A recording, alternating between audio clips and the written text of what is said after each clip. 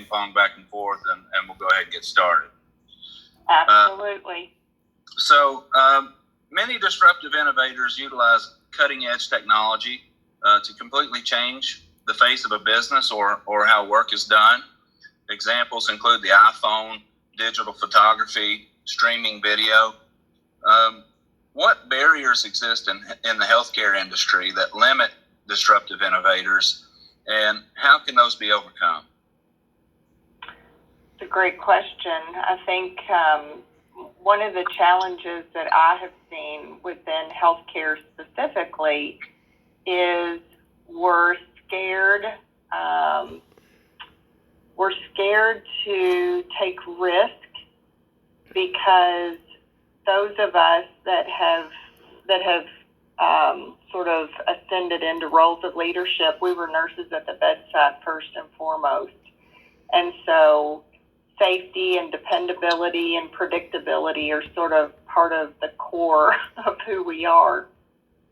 So I think when you talk about individuals in healthcare, we're very risk averse, and we have to, or we feel that we have to think through all potential situations before we move forward with anything. And I can give an example of this that maybe you both can relate to, but even if you go to a staff meeting or, any kind of a meeting and someone throws an idea out onto the table, everyone says, well, what about this group? And does that apply to that group? And what about this set of patients? And how would we do this on our floor? And it almost puts up barriers to the innovation moving forward. So fast forward to COVID, and we have been able to really move on some things that we have been struggling with for years. One example of that is we have always worked on how to facilitate staff going between Eastern State Hospital and UK Healthcare. And we've been working on this for probably 6 or 7 years to no avail on a very small scale. And now, because of COVID, we're closer than we have ever been in a period of about 4 weeks. So I think, while I would never want anyone to get sick from COVID, and I certainly would not choose a pandemic to make us try things, it really has shocked all of us, I think, in the processes that we've actually been able to move forward. I mean, I'm on a group and we stood up a redeployment center in 4 days. Now, I've worked here for 30 years and I've never had anything get put in place that quickly. And then I think to the innovation piece, we are very rapidly finding out how beneficial Zoom meetings are. We're finding out that people actually can get work done off-site. And it's forced all of us to try this because it's the only platform we have that's safe right now. And it is really transforming how we do our work. And I think toward the good, because we all know that we don't have space, and space is a real constraint for us. And this has just sort of freed up all kinds of constraints that we experienced before. So I know that's a very long answer, but I thought it was such a great question. I wanted to be sure I addressed it fully. Thank you. I appreciate the answer. Sure. Kathy, with what you were saying as far as Zoom meetings changing everything, it's kind of funny because, the time that I've spent, like when you put me with Gwen Moreland during LIT, we spent a lot of time walking around to go sit in a different room for a different meeting. Yes. And, I was thinking about the same thing. It was funny that you had said that, but, honestly, this really is, it's forced us into it. And my question that I'm going to ask you, we're also kind of being forced into using it as well. But I was going to say, with telemedicine, I've recently Yeah. had my first doctor's appointment through telehealth and was talking to my doctor through a Zoom meeting. And I feel like, this new way to talk to your doctor is definitely a disruptive innovation as well. And it's kind of forced us into it. But it's something that we could have been doing all along. When Dr. Newman first came and he went into the clinic and he rearranged the way people were getting booked, and the doctors were able to see so many more people. Well, as you can imagine, with telehealth, Right. we're really going to be able to see more people as well. I think my question though surrounding that is that do you think that do you see any risk, or do you feel like it could possibly be a negative innovation since COVID has kind of brought that around? I know it's really good for my schedule, but I feel like it's going to kind of, possibly not allow us to return to healthcare as normal, as they would say, where that very normal visit of going in to see the doctor. Do you see this as a good thing, or how are you feeling about that? Well, I mean, I think it depends, just like on anything. I think there are appropriate situations to use the technology. It makes it easier on patients and families, maybe for those quick touch points that they would need to run something past a physician. But I don't think it should ever replace good clinical care. And we know the components that require hands-on assessments and things like that. I would hate to see us move away from that, because that's sort of the foundation of all of our practice. So I think, anything is good as long as it's used appropriately. And, I think a lot of people have sort of been surprised at how quickly and how effectively this has worked for those short little visits. I heard some physicians talking about it yesterday when I was at the IRB, and they were just amazed at how wonderful it worked and how appropriate it was. And, they were just very mindful to carefully vet those appropriate situations to do it in. Yeah, I mean, I think it's awesome. I thought it was really cool because one of the things that I noticed is that the Center for Medicaid and Medicare, they of course approved telehealth as a appropriate visit, and said that I guess a lot of providers had reduced the cost of a telehealth visit, and that some providers were actually waiving the copay. And yeah, and so one of the things that I was a little concerned about is, especially coming out of COVID, it's just like with the video that Dr. Newman released this morning, we're going to be trying to repair or recover, I should say, financially. And, when I had my visit, my provider did not charge me a copay. I was asking her, well, how am I supposed to pay my copay? And she said, oh, we're waiving those. Oh, wow. Yeah. So, I just think this is going to be a really interesting turn when we do come out of this. And, people like me who that worked very well for me, Right. Yeah. Yeah.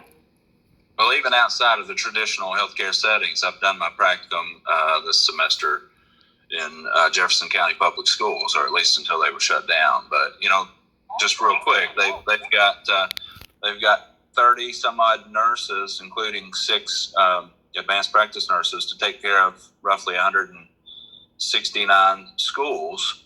And so telehealth, just to cut down on time traveling between schools for educational health sessions, those telecommunicating.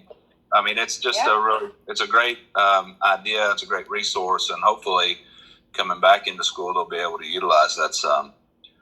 Absolutely. I mean, I think there's been so many things that we've learned that I hope that we hold on to. I hope we don't go back to the old normal. I hope we develop a new normal. And I think, Yeah. you know, we've discovered a lot of things. I mean, heck, there's less pollution.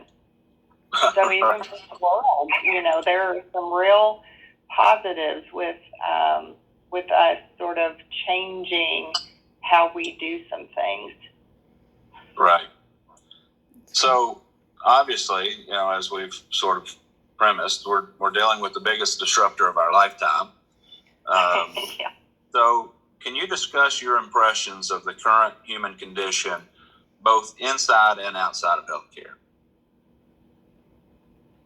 As it relates to what we're experiencing right As now? it relates to, to COVID. So are there things that have, I guess, have impressed you, or just I don't know. I just would like you to speak to our current, just a little more specifically to our current scenario, that the human response inside and outside of healthcare. Okay. So probably inside of healthcare, I think that I have been just in awe of our staff. I think that, and really everyone that works in healthcare, because, you know, this is what we do and this is who we are. And everyone ran toward the disaster instead of running from the disaster. Mm-hmm. And it's just been, you know, it's one of those things that just makes me proud to be a nurse, to see our nursing staff and how they've responded. And not only to the nursing staff that are caring for the positives and the suspected COVID patients, but all of our staff across the entire organization. I think, you know, we all can make an individual difference and help calm our families and calm our colleagues. And so I think that we all have a role to play in that. It's been amazing as far as I mentioned previously, the workforce management team. I have had nurses approach me asking what they could do that don't work in clinical roles right now. So there are RNs that they currently work in a non-clinical role somewhere here at UK, and I've had some outside of UK reach out. And it just, I mean, it's so great, you know, when they reach out and say, I want to contribute, I want to help, how can I be most helpful? And so we've lined them up in refresher courses and gotten them back to the bedside to orient for a few shifts so that if and when we need to activate them, we're ready.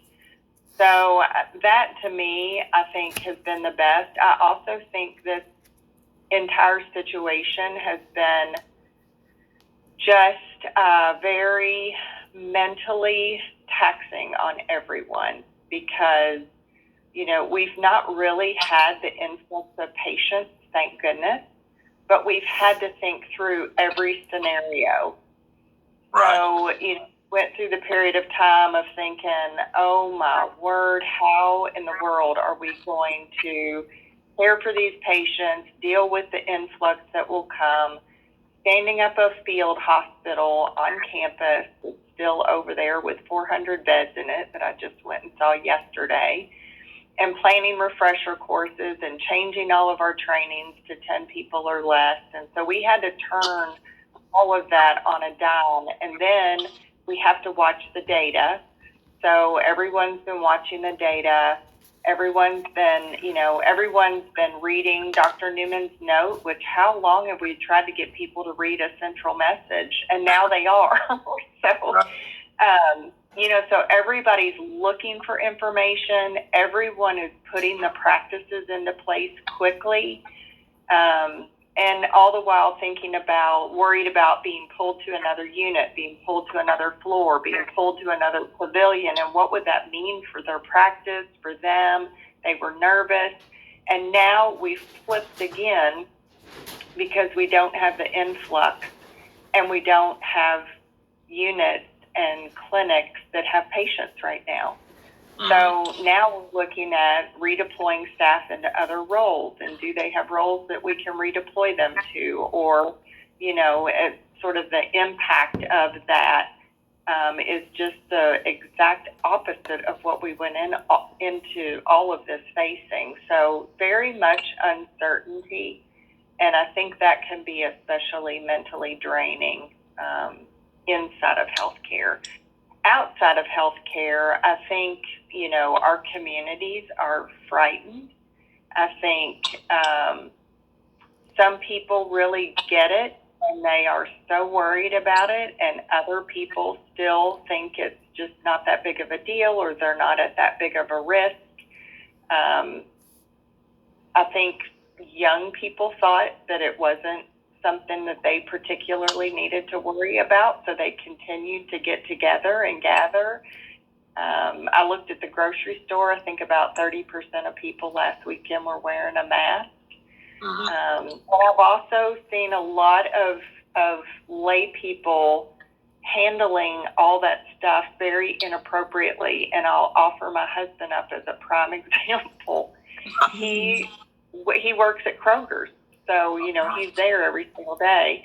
And my mother had sent us some masks because my dad's allergic to cutting the grass, so she sent us some extra ones, and so I just handed it to him, and I thought everybody knew how to put a mask on, and that there was a metal strip in the top and how to make it fit.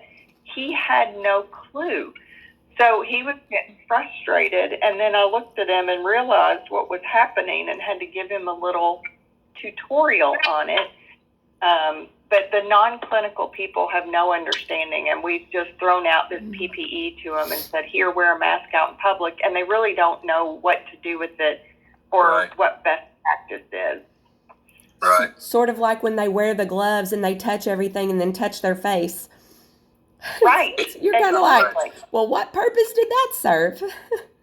Exactly. And it's not their fault. That's on us. I mean, we should have realized, but I didn't even realize. So it was interesting. Yeah. What do you think about the rioting in Colorado, and where all the people are complaining about, why do you get to work and I don't, talking to the healthcare workers? I know. I mean, it makes me really sad because I have never in my life ever had to face unemployment and not being able to feed, a family or do things like that. So it's hard for me, to be in judgment of that, because I don't know what that feels like, and I can only imagine. I mean, I watched this morning on CNN, there were over 1,000 cars in line in this one city to get food, and every person said, I don't have food. And it's like, oh my word. So, I think all of us in healthcare are, of course, very scared for easing up of anything, because we've seen what the impact is. But I do understand others being desperate for the world to start opening back up. And I think we're just going to have to be smart about it and do it very gradually and cautiously. And then, we may open some things up and then have to close some things back down. And until we get a vaccine in place or better testing, I think this is the way things are going to be for a while. Right. Thank you for that. Discuss COVID-19's impact on collaboration and on the ability to span organizational boundaries. You touched on it just, I think, a little bit, but if you could kind of expand on collaboration and boundary spanning in light of COVID-19. Yeah, it's interesting because I sort of see two sides of the same coin with it. On the one hand, I see amazing collaboration. Doesn't matter what discipline you're from, doesn't matter what organization you're from, we're all reaching out to try to get information, especially from those that are experiencing it.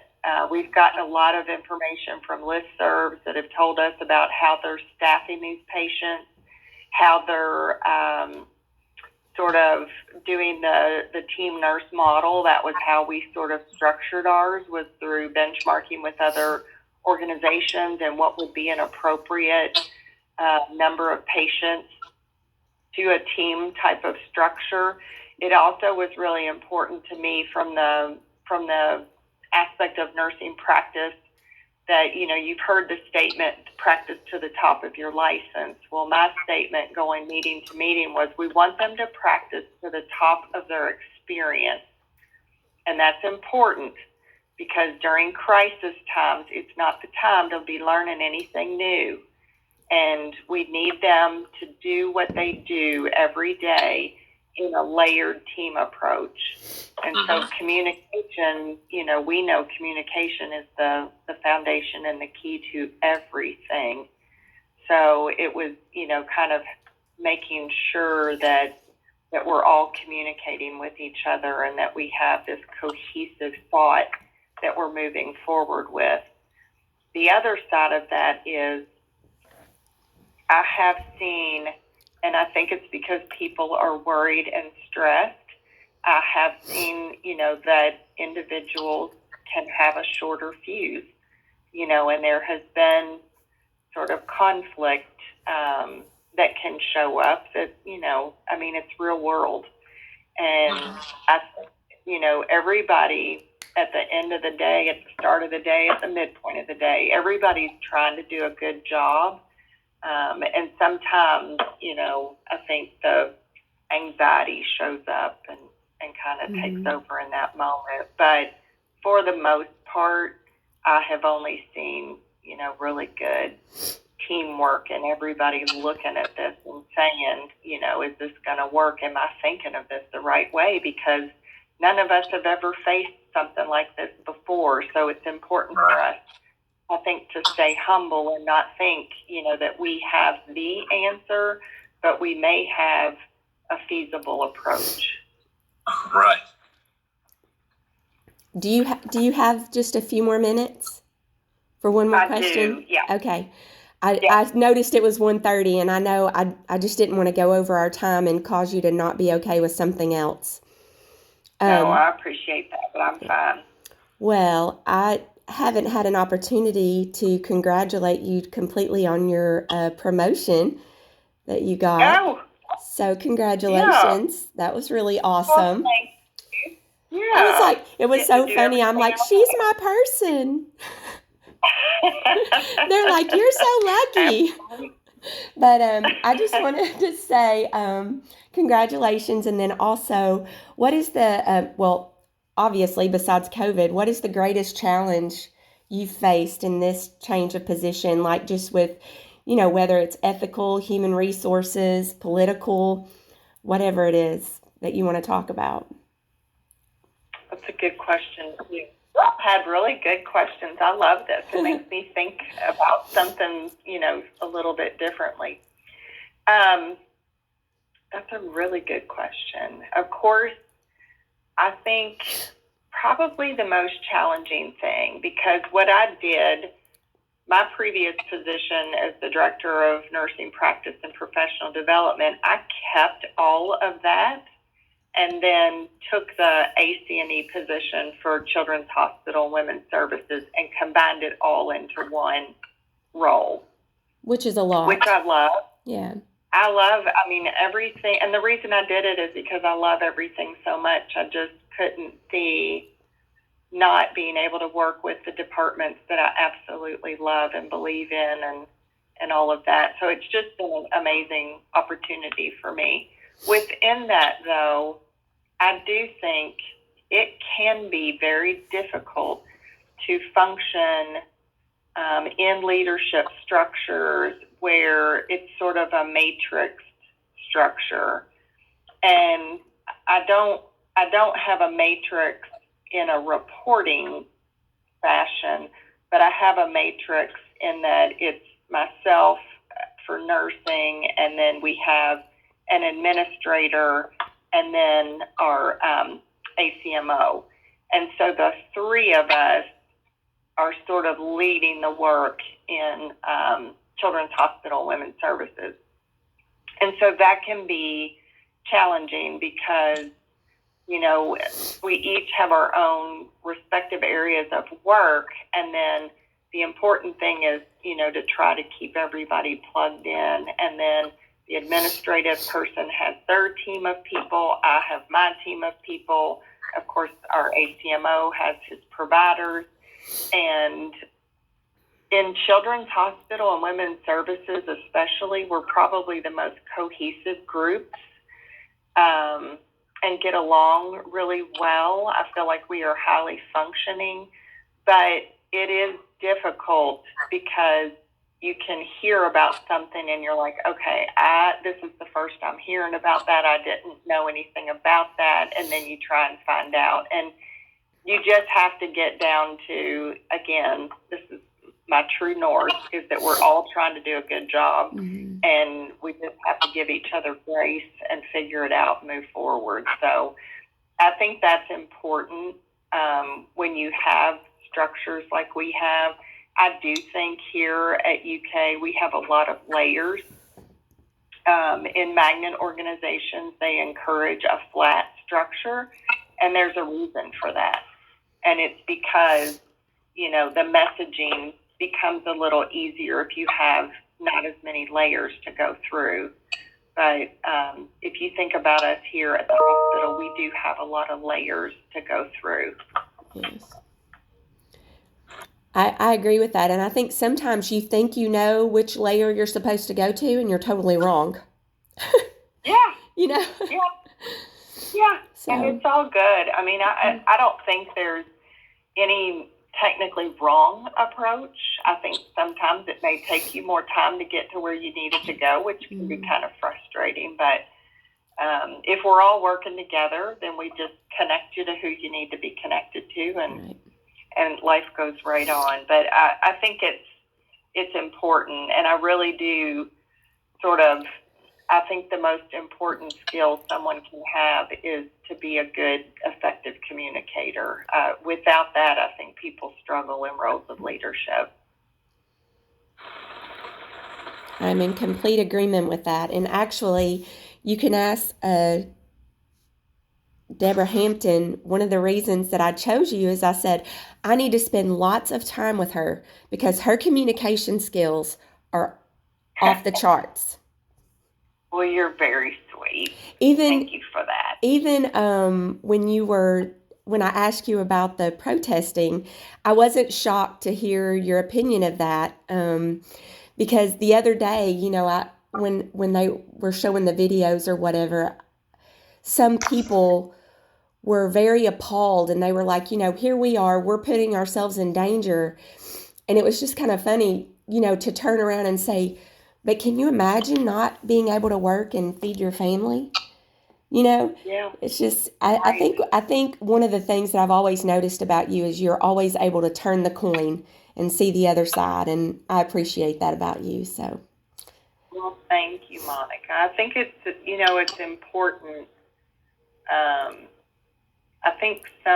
think a lot of people, unfortunately, can't see beyond their own circumstances. Mm-hmm. And I think that can be really limiting. And I think it's sort of the role of those in leadership to sort of help expand our thinking and to bring that to the forefront. And that basically was just how I was raised. I mean, my mother never let us ever feel sorry for ourselves or dwell on things about ourselves. It was always about other people. So it's just something I've continued on from her, really. That's awesome. So I think for me and Monica, as we grow and get into leadership, these are certainly great lessons for us to learn about how to be, show empathy and whatnot. But in your biggest challenges in leadership, what have been the biggest and best lessons that you've come away with, and what were the challenges and what were the lessons learned from that? So probably the biggest lesson that I've learned is, and I think this has been through a 35-year career is each of us are who we are for a reason. And you don't want to look at someone else and wish you were them, because your skills that you bring to the table are what makes each of us special and who we are. And I don't think I think as we go through life, we sort of, experience life as a young person. And I started working here when I was 21 years old and was a staff nurse with an associate degree. And over time and in taking leadership roles where you really get to reflect on and do assessments and all that kind of stuff, that you find out more about who you are as a person. And the more I found out about who I am, the more I was able to leverage that to be successful. And so one example of that Monica's probably familiar with is I'm an introvert. And when I first got into the director role, I was sitting at the table. It was one of my very first meetings, and it had, Colleen Schwartz and Kathleen Kopser and all of these very, very bold leaders in the organization, and they move through the world boldly and they speak boldly. And I thought, how in the world am I ever going to get heard among such a prestigious, bold group? And what I've learned over time is that something about introverts, that when an introvert speaks, what they've said, they've mulled over in their mind for such a long period of time. It's usually a bit more polished. Sometimes extroverts, and it's great. I used to look at extroverts and think, how come I can't be more like that? I mean, I don't understand. How come I can't do that? I didn't have enough of an understanding of it. So I thought it was a real character flaw within myself that I just needed to work on. And what I've learned over time is there's a reason that I am this way, and I bring something very different to the table. And I have been able to be very successful in leveraging that to get the things that my departments need. And I think that I've gotten a lot of feedback over the years. People are very good to let you know things. And I've always gotten very positive feedback that when I speak up, the room goes quiet and people listen because they know something good is coming. And that's just probably the biggest compliment I